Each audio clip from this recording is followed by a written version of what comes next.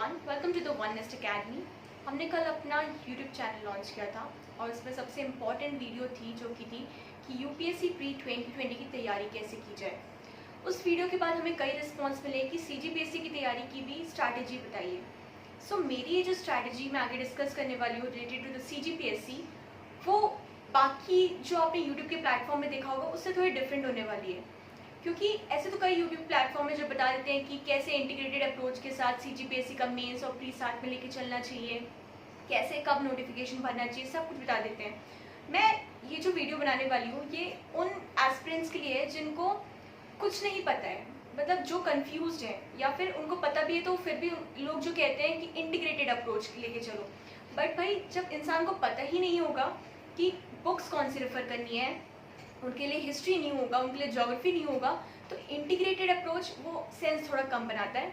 तो ये वीडियो उनके लिए ज़्यादा हेल्पफुल रहेगी। सो मैं आगे अब कंटिन्यू करती हूँ। आपको जो भी ये सिलेबस मैं आगे बोलने वाली हूँ वो आपको स्क्रीन में शो कर रहा होगा।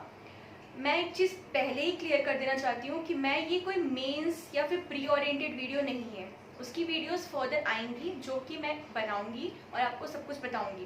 पहले मैं आपको ये बोलना चाहती हूँ कि जो भी रॉक बॉटम से प्रिपरेशन स्टार्ट करने वाला है, now is the best time, क्योंकि जून है अभी और मैं चाहती हूँ जून जुलाई में आप अपना बेस डेवलप कर लीजिए।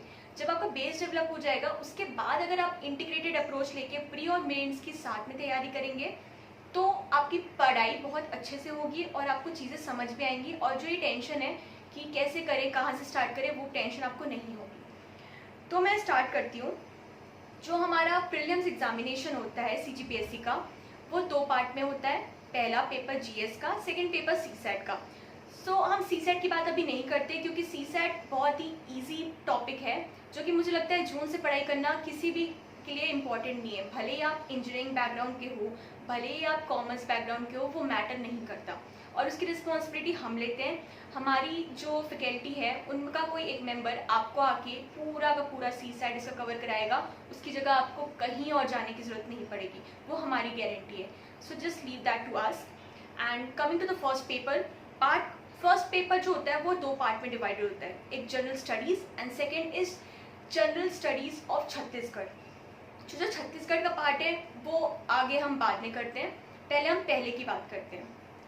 और हाँ, उसको बताने से पहले मैं आपको एक चीज़ बताना चाहती हूँ कि ये जो फर्स्ट पार्ट होता है, जो जीएस पेपर 1 होता है, वो जो दो पार्ट में होता है, तो लोग बताते हैं कि 50% आता है छत्तीसगढ़ से एंड 50% आता है जनरल स्टडीज से। एंड लोग क्या करते हैं कि सारा का सारा फोकस अपना छत्तीसगढ़ पे कर देते हैं 50% के लिए और फर्स्ट 50% को निगलेक्ट कर देते हैं, जो कि बहुत ही गलत स्ट्रैटेजी है। अगर आप छत्तीसगढ़ पीएससी की तैयारी कर रहे हैं तो प्लीज़ ये गलती मत कीजिए कि आप सिर्फ और सिर्फ छत्तीसगढ़ पढ़ रहे हैं। प्लीज़ ये गलती आप मत कीजिए, ये बहुत ड्रॉबैक लाती है आपकी प्रिपरेशन को। तो पहले मैं बताती हूँ कि जो पार्ट 1 है कि जनरल स्टडीज़, उसको कैसे अप्रोच करते हैं। आपको स्क्रीन में दिख रहा होगा कि कौन कौन से मेजर सब्जेक्ट्स होते हैं जनरल स्टडीज़ के। मेरे पास नीचे नोट्स है तो मैं उसको देख के आपको बताती हूँ। सो पहला जो पॉइंट है, फर्स्ट हमारा टॉपिक है, वो है history of India and Indian national movement. So जो कि हिस्ट्री ऑफ इंडिया है, इसमें आपको हर चीज़ का like ancient history, modern history और मिडिवल हिस्ट्री, ये सब का आपको बेसिक आना चाहिए। आपको बेसिक पता होना चाहिए कि हिस्ट्री कैसी थी हमारी, कब हमारे यूरोपियंस आए थे, कब क्या हुआ था, ये आपको पता होना चाहिए। तो मैं आपको बेसिक बुक बताती हूँ।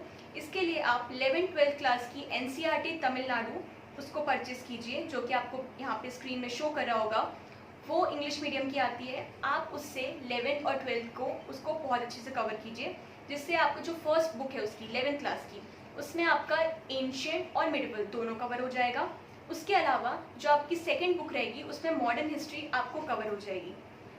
अब जो और पार्ट है एंड इंडियन नेशनल मूवमेंट, आपकी जो मॉडर्न हिस्ट्री उसमें कवर होगी वो इन डेप्थ नहीं होगी, वो एक एनसीईआरटी है। तो आपको ये चीज़ समझना बहुत ज़रूरी है कि एनसीईआरटी बच्चों के लिए बनी होती है, तो उससे आपको हर चीज़ का एक समरी मिल सकता है, आपको एक आइडिया मिल सकता है। उसके बाद जो इंडियन नेशनल मूवमेंट है, इंडियन नेशनल मूवमेंट के लिए बहुत अच्छी बुक है। राजीव वही सर जो एक आईपीएस है, उनकी बुक है इंडियन स्पेक्ट्रम, आप उसको बाय कीजिए। वो थोड़ी बल्कि बुक है, लेकिन मैं कोशिश करूँगी कि वो आपके लिए सारी वीडियो समराइज फॉर्मेट में लाऊं, लेकिन उसके लिए आपको उस बुक को पढ़ना बहुत ज़रूरी है। उसमें आप इंडियन नेशनल मूवमेंट मतलब 1857 के रिवोल्ट के बाद से 1947 तक आप उसको बहुत अच्छे से पढ़िए। वहाँ से आपके मैक्सिमम क्वेश्चन आते हैं और सारे बैटल सब कुछ आप पढ़िए। मेरी रिस्पॉन्सिबिलिटी ये रहेगी कि मैं आपको सारे इंपॉर्टेंट बैटल्स, इंपॉर्टेंट ट्रीटीज, सारा कुछ मैं आपको प्रोवाइड करूँगी, लेकिन आप पढ़ना खुद से चालू कीजिए वहाँ पे। सो आपका हिस्ट्री ये दोनों चीज़ों में कवर हो जाएगा। फिर से मैं बता रही हूँ, हिस्ट्री के लिए तमिलनाडु की 11th और 12th की NCERT and Spectrum, this will suffice the preparation for the history part. Then second है physical, social, economic, geography of India. Geography के लिए आप 11th-12th क्लास की एनसीईआरटी आती है, वो आप बाय कीजिए। 4 बुक्स आती है, 11th की 2, 12th की 2, बस आप ये बाय कीजिए इसको। इसके बाद अगर आपको कुछ भी डाउट होगा आप कमेंट कीजिएगा, आप कुछ भी कीजिएगा और हम आपके लिए वीडियो प्रोवाइड करेंगे। आप इससे सारा कुछ अच्छे से ज्योग्राफी पूरा यहाँ पे कंप्लीट हो जाएगा। इन केस कोई और टॉपिक्स आते हैं कुछ जो समझ में नहीं आते हैं, जैसे क्लाइमेटोलॉजी होता है, कुछ भी होता है, तो उस पर मैं वीडियो लाऊंगी एंड उसमें आपको चिंता करने की कोई ज़रूरत नहीं है। बट अभी के लिए आप ये 4 बुक को रेफर कीजिए, अच्छे से मैप पॉइंटिंग कीजिए और सारी प्रिपरेशन हो जाएगी। थर्ड जो पार्ट होता है वो होता है constitution of India and polity. Polity के लिए आप जानते हैं लक्ष्मीकांत बाइबल होती है, यूपीएससी के लिए भी होती है और सीजीपीएससी के लिए भी होती है। कई लोग सोचते हैं कि पॉलिटी का इतना सारा पार्ट नहीं आता छत्तीसगढ़ में, लेकिन जो प्रीवियसली मैं ट्रेंड्स देख रही हूँ, यूपीएससी की तरह सीजीपीएससी भी थोड़ा एनालिटिकल अप्रोच लेके चल रहा है। पिछली बार ये क्वेश्चन आया था कि कोएलिशन गवर्नमेंट में कितना मेजॉरिटी चाहिए होता है उसको पास करने के लिए। इस टाइप के क्वेश्चन पहले पीएससी सीजीपीएससी नहीं देता था, आई एम सो सॉरी, पहले सीजीपीएससी नहीं देता था, लेकिन अब सीजीपीएससी भी इस टाइप के क्वेश्चन लाने लग गया है। तो हमें बहुत इंपॉर्टेंट है कि हम लक्ष्मीकांत को बहुत अच्छे से पढ़ें। So there is no substitute for that and I believe कि आपको उसको ही पढ़ना चाहिए, आप उसको पढ़िए, बाकी हम तो हैं ही आपकी सारी प्रिपरेशन कराने के लिए। फोर्थ है इंडियन इकोनॉमी। इंडियन इकोनॉमी में आपको सारे कंसेप्ट ब्रश्ड अप होने चाहिए। ये प्रॉब्लम सबसे ज़्यादा आती है इंजीनियरिंग बैकग्राउंड के स्टूडेंट को, क्योंकि मैं भी इंजीनियर हूँ, मैं बहुत अच्छे से समझ सकती हूँ। मुझे भी स्टार्टिंग में इकोनॉमी में पढ़ती ही नहीं थी, लेकिन आप चिंता मत कीजिए, आप एनसीईआरटी उठाइए या फिर रमेश शर्मा, इस टाइप की कोई भी बुक आती है जो कि रेफरेंस बुक होती है, आप इकोनॉमी की उसको उठाइए। उससे कंसेप्ट, मिक्स इकोनॉमी क्या होती है, इस टाइप की concept, national income, monetary policy, RBI, ये सारी चीज़ें आप उससे कवर अप कीजिए। उसके बाद फिगर्स पे जाइए। जो हमारा सीजीपीएससी का पैटर्न है वो बहुत सारे फिगर ओरिएंटेड क्वेश्चन पूछता है। Figure as in physical deposit कितना है इस बार का अगर इतना है तो पिछले बार के हिसाब से वो कम है, ये ज़्यादा है। जीडीपी कैसा है, जो भी है, छत्तीसगढ़ का जीडीपी कैसा है, इस टाइप के क्वेश्चन वो बहुत पूछते हैं। तो आपको फैक्ट थोड़ा उसको मगअप करने की ज़रूरत है सीजीपीएससी के लिए। तो मगअप भी आप तभी करेंगे जब आप समझ पाएंगे। तो आप समझिए पहले इकोनॉमी को, उन बुक से जो मैंने अभी आपको बताया एनसीईआरटी को बाय करके, या फिर मैं आपको इसका एक पीडीएफ लिंक, बहुत अच्छी बुक है, उसका पीडीएफ है, वो आपको मैं शेयर कर दूंगी एंड इससे आप इकोनॉमी कवर कीजिए और फिगर ओरिएंटेड पढ़ाई कीजिए। उसके अलावा करेंट का आप बजट, इसको बहुत अच्छे से पढ़ाई कीजिए, क्योंकि बजट से बहुत सारे क्वेश्चंस आते हैं। सो बजट पे आप अच्छे से ध्यान दीजिए और इकोनॉमी सर्वे, इकोनॉमिक सर्वे, इसको थोड़ा ध्यान दीजिए, आपका इकोनॉमी इसमें हो जाएगा। इसके बाद general science and technology. General science की बुक आती है लूसेंट की, वो सफाइस कर देता है आपकी प्रिपरेशन को, तो आप लूसेंट की बुक को बाय कीजिए, वो काफ़ी होगा। जब टेक्नोलॉजी की बात होती है उसमें बहुत सारे स्पेस टेक्नोलॉजी, बायोटेक्नोलॉजी, इस टाइप के क्वेश्चन पूछे जाते हैं। तो आप बस करंट अफेयर से पूरे अपडेटेड रहिए एंड उस सबसे पढ़ाई कीजिए। करंट अफेयर बस करेंगे, आपका टेक्नोलॉजी का पार्ट बहुत अच्छे से हो जाएगा। फिर Indian philosophy, art, literature and culture. जो इंडियन फिलोसफी है वो मेरा यूपीएससी में ऑप्शनल सब्जेक्ट है, तो मैं उसकी गारंटी ले सकती हूँ कि मैं आपको उसकी प्रिपरेशन करा दूंगी एटलीस्ट प्रीलिम्स के पर्सपेक्टिव पे अभी फ़िलहाल। बाद में फिलोसफी एक मेजर सब्जेक्ट है हमारा मेंस का, बट अभी हम मेंस की पढ़ाई के बारे में बात ही नहीं कर रहे हैं। आप फिर भी अगर आपको रेफरेंस के लिए कुछ लेना है तो आप पतंजलि की बुक को रेफ़र कर सकते हैं। पतंजलि एक आईएएस इंस्टीट्यूट है दिल्ली का, वहाँ की कोचिंग मटेरियल आप ले सकते हैं, वो बहुत अच्छी है। उसके अलावा मैं हर जो भी school of institution of philosophy जो भी है उस पर मैं वीडियो लाऊंगी एंड मैं फिलोसफी की थोड़ी रिस्पॉन्सिबिलिटी ले सकती हूँ क्योंकि वो मेरा ऑप्शनल है, तो आपको उसकी चिंता करने की बिल्कुल ज़रूरत नहीं है। एटलीस्ट प्रीलिम्स के लिए तो बिल्कुल नहीं है, तो मैं आपको कवर अप करा दूँगी। जो आर्ट एंड कल्चर की बात है, आर्ट एंड कल्चर आपका, जब आप हिस्ट्री अगर अच्छे से पढ़ेंगे ना, मिडिवल हिस्ट्री वो और एंशियंट हिस्ट्री, तो आपका आर्ट एंड कल्चर अच्छे से कवर अप हो जाएगा। इन केस अगर आपको आर्ट एंड कल्चर पे और ज़्यादा पढ़ने का मन है तो नितिन सिंघानिया की बुक आती है जो कि बहुत वास्ट है, सो मैं उसको सजेस्ट नहीं करूँगी, बट आप रेफरेंस पर्पज़ के लिए उसको रख सकते हैं। उसके अलावा एक Indian school of art 11th की NCERT रेड कलर की बुक है, वो आपको अभी शो कर रही होगी, उसको भी आप बाय कर सकते हैं। वो बहुत ही प्रिसाइज बुक है एंड उससे आप बहुत चीज़ें कवर अप कर सकते हैं। सो आई गेस ये काफ़ी है उस चीज़ में। फिर बात आती है एनवायरनमेंट की। एनवायरनमेंट के लिए शंकर IAS की बुक बहुत अच्छी बुक है, आप उसको लीजिए। उससे आप सारे एनवायरनमेंट के बेसिक कंसेप्ट, यूट्रोफिकेशन, इकोटोन, सब कुछ आप उसको कवर अप कीजिए।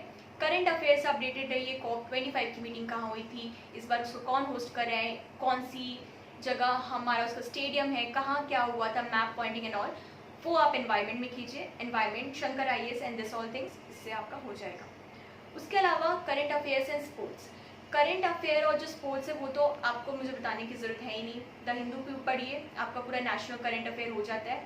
स्पोर्ट्स की बात होती है तो स्पोर्ट्स का आप स्पोर्ट्स सेक्शन उसका बहुत अच्छे से पढ़िए। जो UPSC एस्पिरेंट होते हैं वो मोस्टली स्पोर्ट्स सेक्शन को अवॉइड करते हैं, क्योंकि UPSC में स्पोर्ट्स नहीं पूछा जाता है। तो आप हिंदू का स्पोर्ट्स सेक्शन भी अलग से पढ़िए।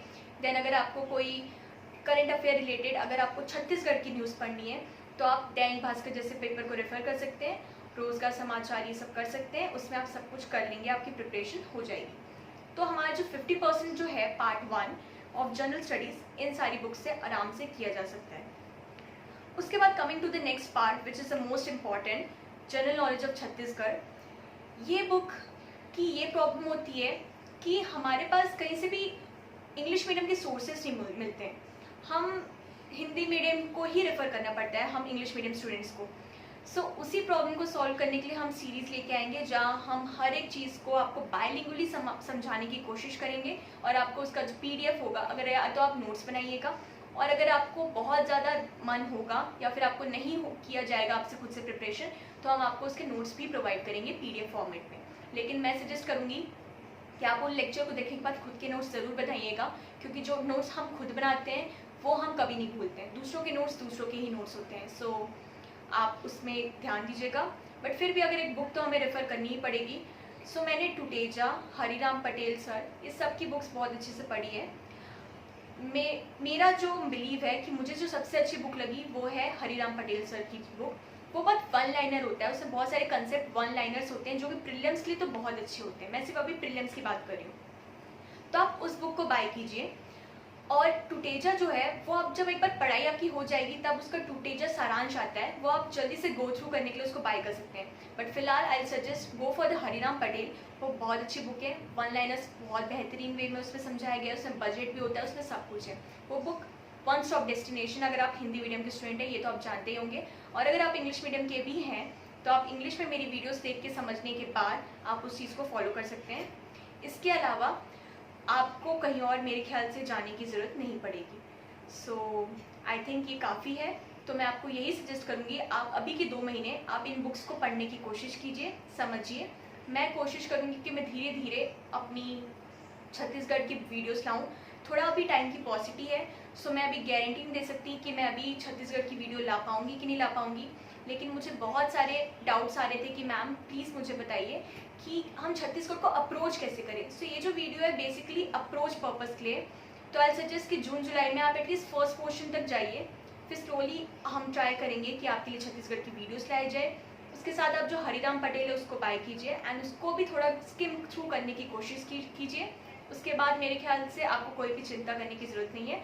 उसके बाद जो भी प्रिपरेशन होगी आफ्टर जून जुलाई, हम अगस्त में इसका दोबारा एक बार देखेंगे कि आप कहाँ तक पहुँचे हैं। आप थोड़ा अपना फीडबैक दीजिएगा। उसके बाद मैं आपको इंटीग्रेटेड अप्रोच जो सारे कुछ बोलते हैं वो सिखाऊंगी कि कैसे की जाती है। और जैसे मैंने UPSC 2020 की वीडियो बनाई थी, वैसे ही CGPSC 2021 प्रीलिम्स की वीडियो बनाऊंगी, और मेरे हिसाब से वो बहुत अच्छी वीडियो होगी और आपके लिए बहुत हेल्पफुल होगी। तब तक आप ये जो मैंने बोला है उसको फॉलो करने की कोशिश कीजिए। और अगर आपको ये वीडियो अच्छी लगे तो प्लीज़ इसको लाइक कीजिए, सब्सक्राइब कीजिए और just stay tuned. Thank you so much.